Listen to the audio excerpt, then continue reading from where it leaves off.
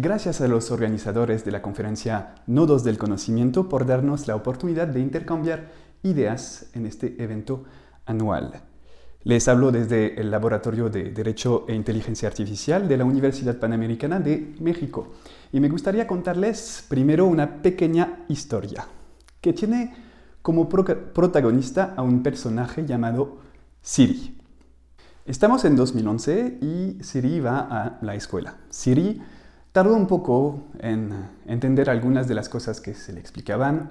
De hecho, Siri casi no podía entender nada cuando se le hablaba. Solo podía contestar a unos 5 temas específicos. Por lo demás, sus respuestas eran bastante incoherentes. Los demás niños se dirigen a él, en su lenguaje habitual, y se dan cuenta de una cosa.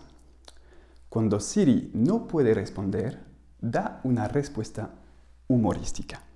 Como pueden ver, estoy aquí personificando deliberadamente un sistema. El sistema de asistente de voz de Apple, llamado Siri, que su creador describe como estupidez artificial, en lugar de inteligencia artificial.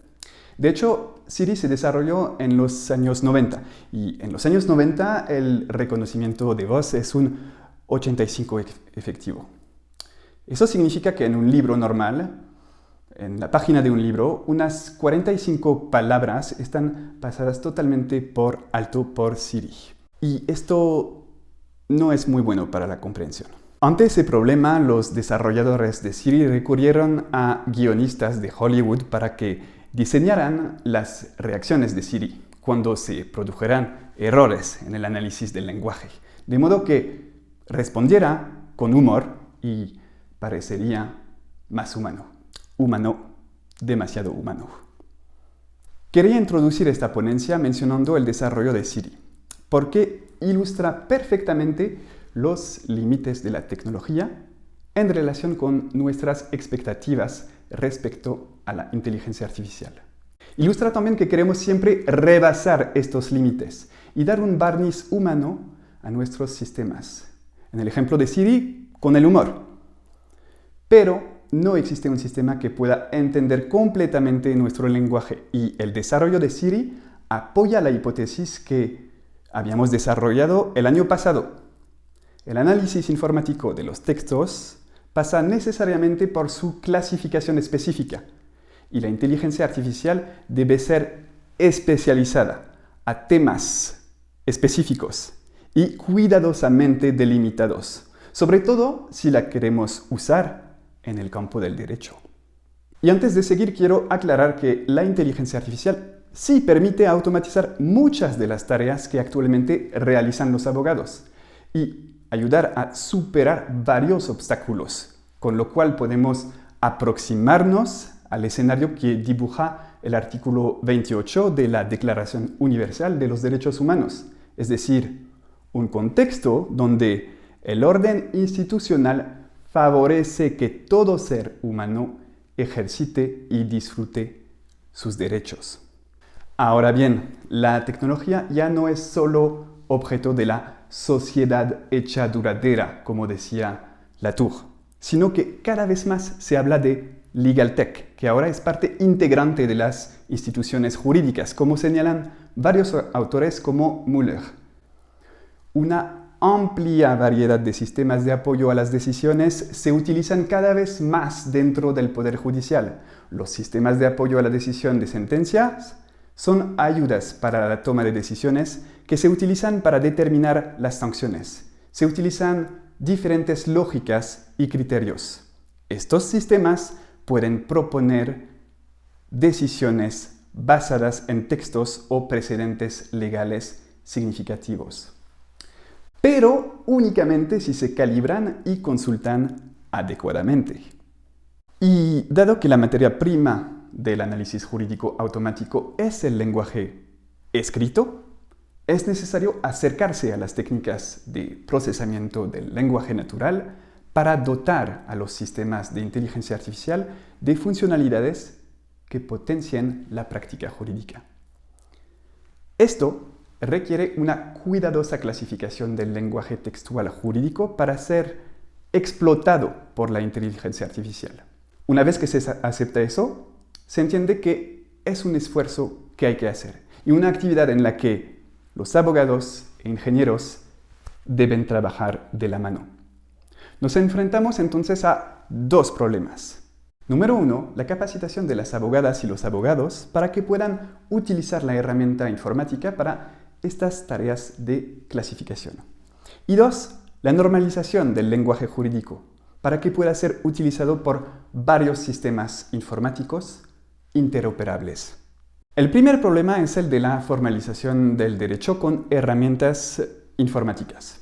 Y aquí, al igual que la abogada y el abogado tuvo que acostumbrarse a utilizar una computadora, ahora se enfrenta a una nueva necesidad: preparar el terreno de los datos. Es decir, saber elegir y utilizar las herramientas para producir contenidos jurídicos en un formato estructurado que pueda ser eficientemente procesado por la máquina.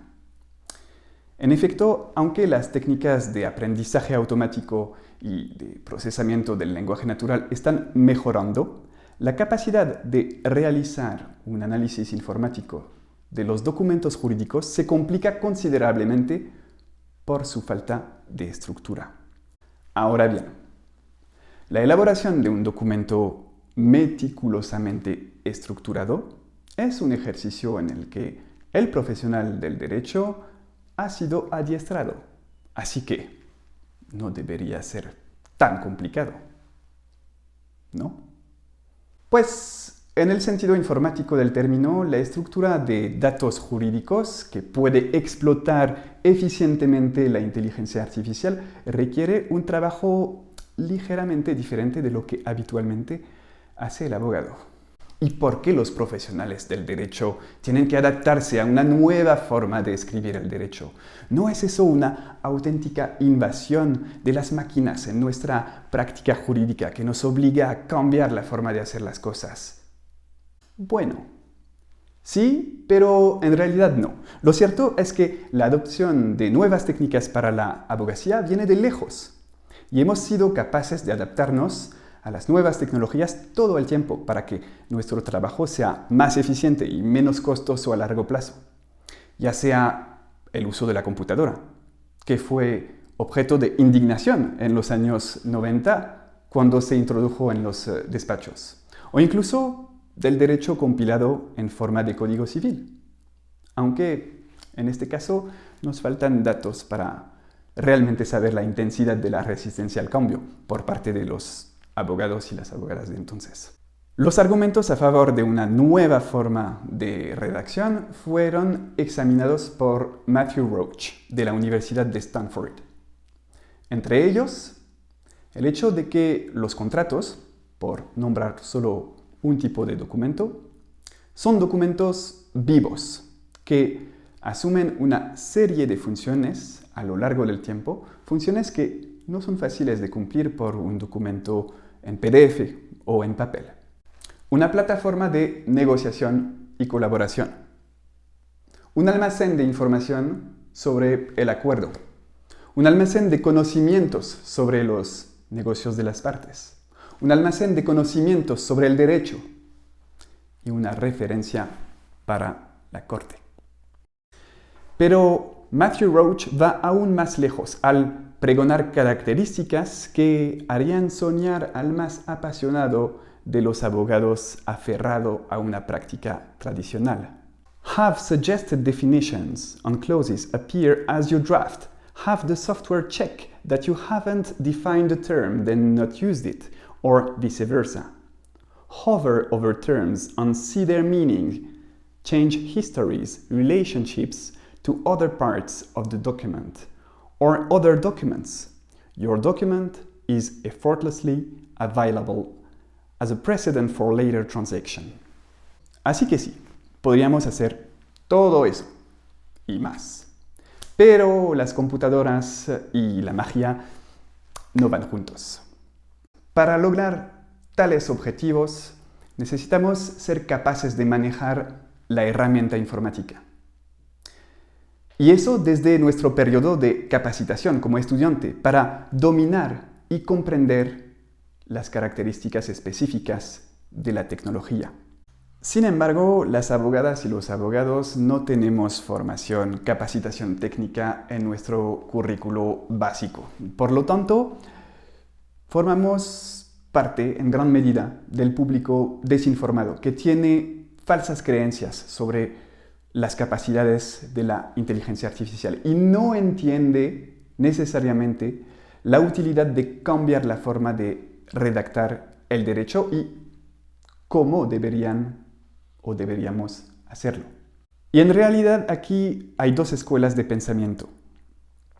La que postula que el abogado y la abogada debe ser un experto o una experta en razonamiento jurídico y dejar la parte técnica a los tecnólogos. Y por otro lado, la que quiere avanzar hacia el desarrollo de habilidades blandas entre los abogados para que puedan aprovechar la herramienta informática para transformar su práctica. Y planteo aquí una pregunta retórica. ¿Estaría el estado del arte de la física tan avanzado hoy en día si los físicos no hubieran aprendido a utilizar técnicas de programación para realizar sus cálculos? Y la pregunta al margen, ¿han desaparecido los físicos por todo esto? Al igual que las computadoras han revolucionado la práctica de la física, los horizontes de eficacia y acceso al derecho son inmensos si nos adaptamos a la herramienta tecnológica. Los abogados deben producir contenidos de una forma que hoy no conocen. Utilizar un lenguaje que sea fácil de ser leído para los humanos y de ser interpretado por la máquina. Y esto no es difícil. Otros profesionales llevan años produciendo contenidos de esta manera, pero requiere la integración de la alfabetización digital con cursos de programación orientados al derecho para los estudiantes. Y esto ya no es opcional hoy en día. Y esto no es imposible si se tiene en cuenta que la programación informática se enseña a los niños desde la escuela primaria en muchos países. Por lo tanto, a fortiori es un deber de los profesores de universidad, los profesores universitarios, asegurar de que los estudiantes de derecho comprendan las cuestiones que están en juego en la informática y que sean capaces de redactar textos jurídicos en un entorno de software que permita escribir en lo que se conoce como markup language, por ejemplo, XML, HTML o LaTeX. Obviamente, este markup language debe ser específicamente adaptado al derecho. Y aquí no se trata de que los abogados, las abogadas sean también desarrolladores informáticos, sino de darles los conocimientos mínimos para que puedan entender los distintos paquetes de software que ya existen y que permiten crear contenidos en markup language de forma básica, sencilla. Las herramientas informáticas luego interpretarán este lenguaje para garantizar una mejor difusión y comprensión del derecho. Y aquí es donde entramos en la segunda parte del problema. Si uno quiere aportar una estructura informática a los datos jurídicos para aumentar la eficacia de los abogados y las abogadas mediante el uso de la inteligencia artificial, si se quiere una estandarización de la forma de redactar el derecho, entonces, ¿cuáles serían las normas que regirán esta estandarización? ¿Y cómo podemos asegurarnos de que son compartidos por todo el sector de la tecnología jurídica? Estas cuestiones no son nuevas para el campo de la investigación. Por ejemplo, en el ámbito de la redacción y publicación de la legislación en Australia, se ha observado que debería haberse evitado la falta de coherencia o uniformidad para aprovechar las oportunidades que ofrecen las tecnologías de la información. Por lo tanto, en lo que respecta a la clasificación del lenguaje jurídico, es necesario evitar la adopción de un formato de codificación de los conceptos jurídicos que sea compatible con un solo editor de software jurídico, es decir, una taxonomía y ontologías utilizables por la máquina que sean compatibles con un solo editor de software jurídicos. Pues recordemos que este formateo del derecho tiene como objetivo utilizar herramientas de informática jurídica que interpreten su estructura y conceptos y puedan potenciar la práctica de los abogados y el acceso al derecho para todas y todos. Si el formato de datos inicial que permite a la máquina especificar una taxonomía y ontologías no está usado en el mercado o está muy poco extendido, entonces el interés disminuye enormemente porque solo tenemos una herramienta informática capaz de utilizar a nuestros datos jurídicos para potenciar nuestra práctica. Esta dependencia del proveedor se conoce en inglés como vendor lock-in. Es perjudicial en primer lugar porque el abogado queda atado para siempre a un software jurídico que solo acepta un formato de datos. Entonces puede ser difícil encontrar abogados que sepan manejar este software, a menos que el software se empodere del mercado, con el problema entonces de poder resultar en una práctica casi monopólica, donde un agente controla el formato de codificación informática del derecho. Por otro lado, si es necesario cambiar la herramienta, resulta un trabajo desmesurado. Adaptar las antiguas clasificaciones, taxonomías, ontologías para utilizarlas con el nuevo software. Ahora bien, a lo largo de los años, la comunidad de la informática jurídica ha desarrollado datos, normas técnicas para la redacción jurídica y mucho antes de que las legal tech se vuelvan tan populares. Les presento algunos ejemplos aquí. Algunos de ellos se utilizan para representar conocimientos jurídicos generales y otros para asignar metadatos a los documentos. Sin embargo, la no adopción de normas generales para la redacción de datos jurídicos podría sorprender al público desinformado. En este punto, cabe destacar que desde 2018 existe un estándar OASIS llamado ACOMA NTOSO, que permite lo que se llama Electronic Data Interchange. Se trata de una norma técnica internacional que comenzó como un proyecto del Departamento de Asuntos Económicos y Sociales de las Naciones Unidas en 2004. Esta norma trata de representar documentos ejecutivos, legislativos y judiciales de forma estructurada utilizando un formato XML. Permite el intercambio automático de información entre dos máquinas mediante algunos mensajes estandarizados, un vocabulario, una estructura, unas convenciones de nomenclatura y una codificación MIME que permite la compatibilidad entre varios sistemas informáticos. ACOMA NTOSO se utiliza para representar la estructura de los documentos, las referencias a las fuentes jurídicas y los metadatos. En otras palabras, dicha norma satisface la necesidad de representaciones isomórficas de las leyes, también entre jurisdicciones de diferentes países. Sin embargo, hay que señalar que esta norma está especialmente orientada a codificar el contenido del derecho estatutario.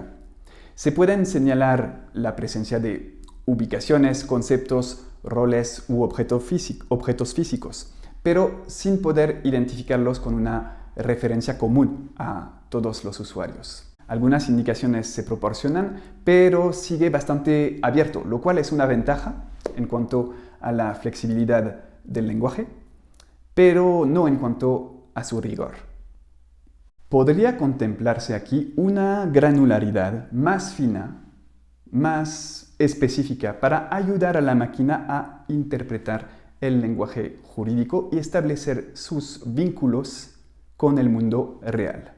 Esto es lo que defienden Oberl y otros investigadores con la propuesta de producir ontologías estatutarias en materia de compliance, que vinculan los conceptos jurídicos estatutarios con los conceptos y relaciones que describen a situaciones del mundo real. Sin embargo, por regla general, los proveedores de software jurídico aún no han asumido plenamente la cuestión del lenguaje en el cual el sector jurídico debe escribir el derecho.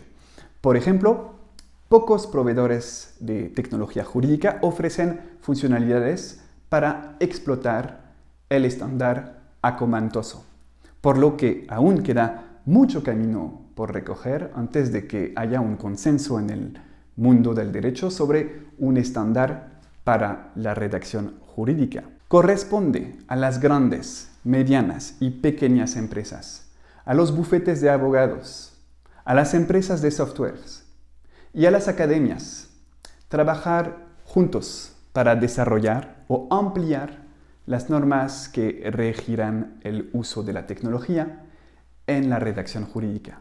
Adoptar un formato para escribir el derecho es participar en el esfuerzo de hacer que la informática jurídica sea más capaz de permitir a una sociedad comprender y disfrutar de su derecho.